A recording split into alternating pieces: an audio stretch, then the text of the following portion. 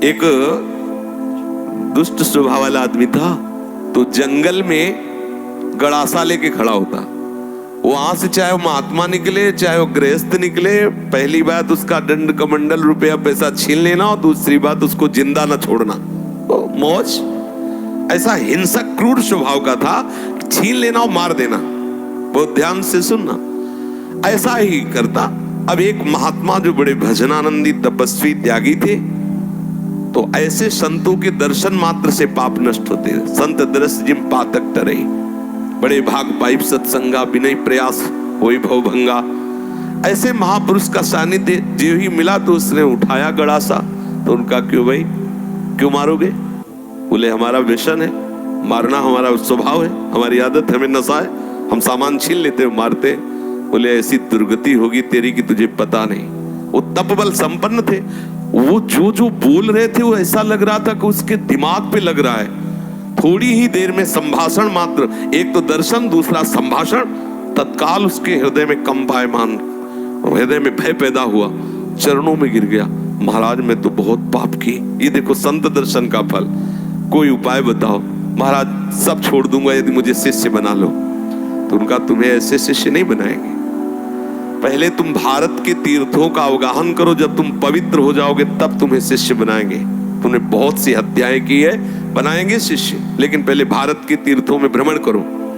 तो महाराज हम कैसे जानेंगे कि हम पवित्र हो गए, निष्पाप हो गए? तो उन्होंने एक सूखी लकड़ी दी और कहा जब ये हरी हो जाए, इसमें अंकुरण हो जाए, तो वहीं से लौट आना, जानना तुम निष्पाप हो गए। चल पड़ा। अब महापुरुष की प्रेरणा, ये होता है संत का प्रभाव। अब वो लकड़ी ली सूखी और चल पड़ा। 10 किलोमीटर चला होगा तो एक जंगल में एक बहुत बड़ा बट वृक्ष था, बरगद का, बहुत बड़े बड़े पेड़, बरगद के बहुत बड़े, उसकी जड़ से आके शाखाओं से नवीन वृक्ष की रचना थे, बहुत बड़ा वृक्ष था। उसी के नीचे सोचा रात्रि काट लेते हैं, फिर हम तीर्थ यात्रा में जाएंगे। उसी के नीचे तो 4 बदमाश ऊपर चढ़े हुए थे, चोर, और वो समीप वाले गांव में चारों तरफ से आग लगाने का प्लान बना रहे थे कि तुम दक्षिण की तरफ से आग लगाना, तुम उत्तर की तरफ से आग लगाना, और फिर जो निकलेगा उनको मारेंगे, ऐसा ऐसा। उसने सोचा इतने पाप किए, हम तीर्थ यात्रा तो जा ही रहे, इन 4 को और मार देते हैं, क्योंकि ये 4 मरेंगे तो पूरा गांव बच जाएगा।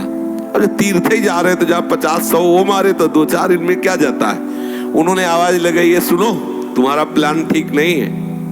तो देखा कि कोई हमारे प्लान को सुन लिया। तो उनका देखो हम तुम्हारे गुरु हैं इस बात के, जीवन हो गया गड़ासा चलाते हुए, मुझे पता है तुम फंस जाओगे, नीचे उतरो। अब एक साथ थोड़ी उतरेंगे, एक एक उतरो। बड़ा वृक्ष था तो जड़ की आड़ में उसको पता था, मारने का अभ्यास था, बिना अस्त्र शस्त्र के हाथ ही से मार दिया, 4 को मार दिया। मारा, सोचा अभी यहाँ तो हमने हत्या कर दी, अभी यहाँ नहीं रुकेंगे, आगे जो ही लकड़ी उठाया तो हरी हो गई। गुरुजी लोग कहा था लकड़ी हरी हो जाए तो वापस आ जाना तीर्थ यात्रा। अभी तो कोई गंगा नहाया नहीं, जमुना नहीं नहाया, तीर्थ यात्रा नहीं की, और लकड़ी हरी हो गई, पर गुरु ने कहा था हरी हो जाए तो वापस आ जाना। वापस चला गए। जो ही पहुंचा, कहा गुरुजी दंडवत। बोले तीर्थ यात्रा के लिए भेजा था, वापस कैसे आ गए? बोले आपने कहा था जहां आपकी लकड़ी हरी हो जाए वहीं जान लेना, पवित्र हो गए। तो गुरुजी लकड़ी तो हरी हो गई। तो बोले किस तीर्थ में लाए? बोले ला आया नहीं, 4 को और मार दिया। बोले 4 को मार दिया तो और पाप बढ़ना चाहिए, कैसे क्या? तब उन्होंने बताया पूरे गांव की रक्षा करने के भाव से मैंने 4। तो बोले देखो बेटा, अभी तक अपने स्वार्थ के लिए मारते थे, उद्देश्य था आपको अपने स्वार्थ का, तो वो पाप हुआ। लेकिन पूरे नगर के गाय बैल जीव जंतु स्त्री पुरुष बच्चे सबकी रक्षा का उद्देश्य रख के 4 को मार दिया, तो वो महापुण्य हो गया। अब समझे, क्रिया वही है, उद्देश्य बदल गया तो फल बदल गया उसका।